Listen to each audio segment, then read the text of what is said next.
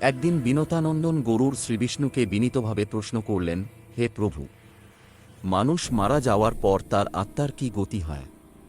কেনই বা মৃত ব্যক্তির উদ্দেশ্যে 10 দিন ধরে পিণ্ডদান করতে হয়?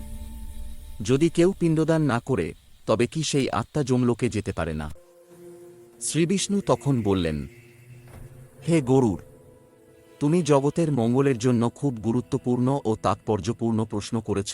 শোনো, মৃত্যুর পর আত্মার অবস্থা এবং পিণ্ডদানের মাহাত্ম্য। মৃত্যুর ঠিক পরেই কি ঘটে? শ্রীবিষ্ণু বললেন, মানুষ যখন দেহত্যাগ করে, তখন তার স্থূল শরীর তথা হাড় মাংসের দেহ পড়ে থাকে মাটিতে, কিন্তু আত্মা তখন বায়ুভূত হয়ে যায়। অর্থাৎ তার কোনো নির্দিষ্ট আকার থাকে না, সে বাতাসের মতো নিরাকার অবস্থায় থাকে। এই অবস্থায় সে প্রচণ্ড ক্ষুধা ও তৃষ্ণায় ছটফট করতে থাকে। যমদূতেরা তাকে ধরে রাখে, কিন্তু সে নড়াচড়া করতে পারে না। সে তখন নিজের ফেলে আসা বাড়ির আঙিনায় ও শ্মশানে ঘুরে বেড়ায় এবং নিজের আত্মীয়দের পিণ্ড ও জল দেওয়ার অপেক্ষায় থাকে।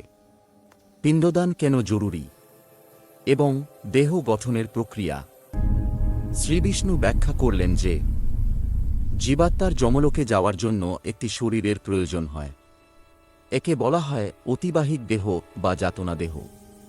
পুত্র বা আত্মীয়রা যে 10 দিন ধরে পিণ্ডদান করে, তা দিয়েই এই নতুন শরীর তৈরি হয়।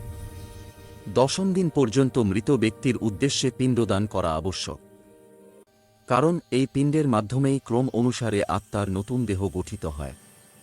10 দিনের পিণ্ডে শরীরের কোন কোন অংশ গঠিত হয়, শ্রীবিষ্ণু বিস্তারিত জানালেন। প্রথম দিনে প্রথম পিণ্ড দানে তৈরি হয় মাথা।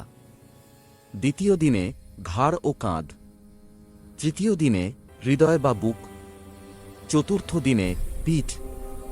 পঞ্চম দিনে নাভি। ষষ্ঠ ও সপ্তম দিনে কোমর ও নিম্নাঙ্গ। অষ্টম ও নবম দিনে উরু ও পা। দশম দিনে দশম পিণ্ড দানের মাধ্যমে ক্ষুধা ও তৃষ্ণার অনুভূতি তৈরি হয়। যদি এই 10 দিন পিণ্ডদান না করা হয়, তবে আত্মা আকার পায় না। সে ও বায়ুরূপে আগুনের মতো জ্বলতে থাকে এবং প্রেত হয়ে নির্জন স্থানে বা নিজের বাড়িতেই ঘুরে বেড়ায়, যা পরিবারের জন্য অকল্যাণকর। প্রেতজনের কষ্টের কথা এবং বভ্রুবাহন ও প্রেতের কাহিনী। পিণ্ডদান না করলে আত্মা যে কত কষ্ট পায়, তা বোঝাতে গরুড় পুরাণে রাজা বভ্রুবাহন ও এক প্রেতের কথা বললেন শ্রীবিষ্ণু। অনেককাল আগে ত্রেতাযুগে বভ্রুবাহন নামে এক ধার্মিক রাজা ছিলেন। একদিন তিনি বনে শিকারে গিয়ে পথ হারিয়ে গভীর জঙ্গলে প্রবেশ করলেন। সেখানে তিনি দেখলেন এক ভয়ানক দৃশ্য। এক বীভৎস দর্শন প্রেতাত্মা গাছের ডালে ঝুলে আছে। তার শরীর কঙ্কালসার, চোখ কঠোরাগত এবং সে ক্ষুধায় আর্তনাদ করছে। রাজাকে দেখে প্রেতটি বলল, হে রাজন, আমি আপনাকে চিনি, আপনি খুব দয়ালু। দয়া করে আমাকে এই নরক যন্ত্রণা থেকে মুক্ত করুন। রাজা অবাক হয়ে বললেন, তুমি কে? তোমার এই দশা কেন হল? প্রেতটি কাঁদতে কাঁদতে বলল, আমি এক ধনী ব্যবসায়ী ছিলাম। আমি জীবনে অনেক দান ধান করেছি, কিন্তু আমার কোনো পুত্র সন্তান ছিল না এবং আমার মৃত্যুর পর আমার কোনো আত্মীয় আমার শ্রাদ্ধ বা পিণ্ডদান করেনি। শ্রাদ্ধ হয়নি বলে আমি প্রেত হয়ে গেছি। আমি যমলোকে যেতে পারছি না, স্বর্গেও যেতে পারছি না। আমি দিনরাত ক্ষুধা আর তৃষ্ণায় জ্বলছি।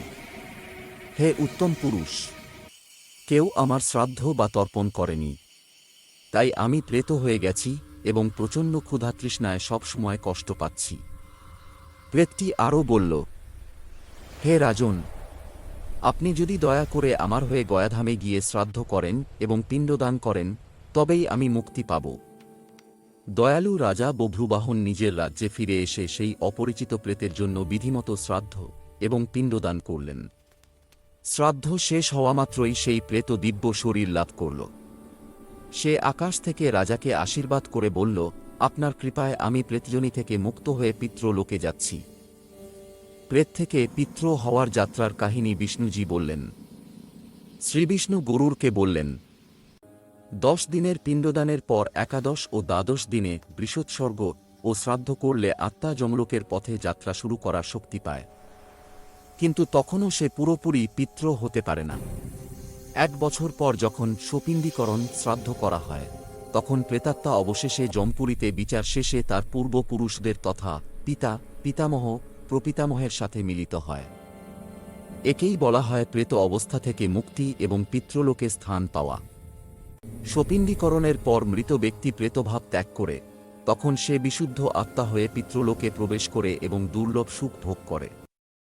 ভিডিও ভালো লাগলে একটি লাইক করে চ্যানেলকে সাবস্ক্রাইব করে যাবেন এবং কমেন্টে অবশ্যই জয় শ্রীবিষ্ণু লিখবেন। ধন্যবাদ। সবাই ভালো থাকবেন, সুস্থ থাকবেন।